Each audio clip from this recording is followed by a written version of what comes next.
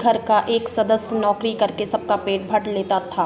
अब घर के चारों सदस्य काम करके घर को चला ले तो बहुत जानो। एक गृहिणी। 1974 के दशक में बनी फिल्म रोटी कपड़ा और मकान का एक गाना लगभग सभी को याद होगा, जिसमें लाइन बोली गई है, पहले मुट्ठी भर पैसे देकर थैला भर शक्कर लाते थे, अब थैला भर पैसे देकर मुट्ठी भर शक्कर आती है। गाने की ये लाइन दर्शाती है कि कांग्रेस के उस दौर में महंगाई एक साथ अपने चरम पर पहुंच चुकी थी, लेकिन आज इस नए दौर में बीजेपी की प्रदेश और देश में सरकार है, जिसने गाने की इस लाइन को एक बार फिर से याद दिला दिया है। क्योंकि महज एक माह में गैस सिलेंडर, पेट्रोल, डीजल, दाल, तेल, सब्जी, हर चीज पर बेतहाशा महंगाई बढ़ती जा रही है। पारुल नाम की एक महिला का कहना है कि कुछ वक्त पहले गैस सिलेंडर 4 से 500 रुपये का आता था, जिस पर सब्सिडी ठीक ठाक मिल जाती थी, और अब 800 रुपये से ऊपर का सिलेंडर हो चुका है, जिस पर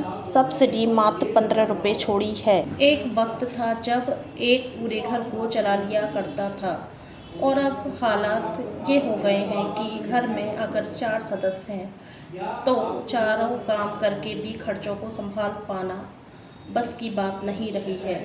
महिला यही नहीं रुकी, उसने यहाँ तक कह दिया कि इससे तो अच्छा है कि जहर दे दो, जिससे कि किस्सा ही खत्म हो जाए। आपका? मेरा नाम पारुल है। पारुल जी, अभी कल परसों में जो सिलेंडर के रेट बढ़े हैं उस पर आप क्या कहेंगे? क्या कहूँ, समझ में ही नहीं आ रहा। पहले मोदी जी ने 500 रुपए का सिलेंडर दिया, उसमें भी सब्सिडी दे रहे थे। फिर 700 का कर दिया तो 15 रुपए सब्सिडी दे रहे हैं। समझ में ही नहीं आ रहा है कर क्या रहे हैं। अब 800 रुपए का सिलेंडर कर दिया और आज 890 रुपए का सिलेंडर है।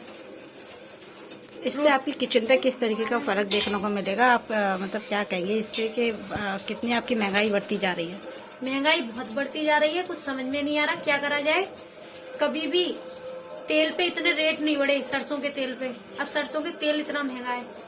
पहले सोच लेते थे चलो रिफाइंड में नहीं, तेल में सब्जी खा लेंगे अगर रिफाइंड महंगा है। अब तो तेल भी महंगा है तो क्या खाएं, और अब सिलेंडर महंगा हो गया। चलो तेल का भी सोचा था वो भी करेंगे, भाई खाएंगे क्या करें, बच्चों को भूखा तो मारेंगे नहीं, मगर अब सिलेंडर भी महंगा हो गया है।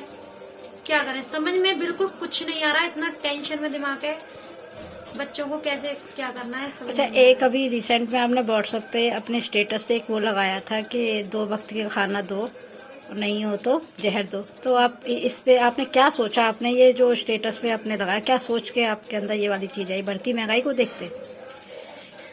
हाँ, ये बढ़ती महंगाई को ये दिल से किसी ने लिखा था। हमारे एक मैनेजर सर हैं, शिव सर, उन्होंने अपनी ये दिल की बात लिखी थी।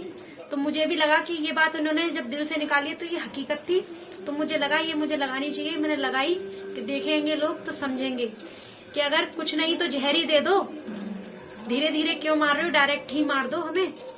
तो इस सरकार में आपको ये दिखा है कि महिलाओं के लिए स्थितियाँ बिगड़ी हैं, बिगड़ ही रही हैं, बहुत ज्यादा बिगड़ रही हैं।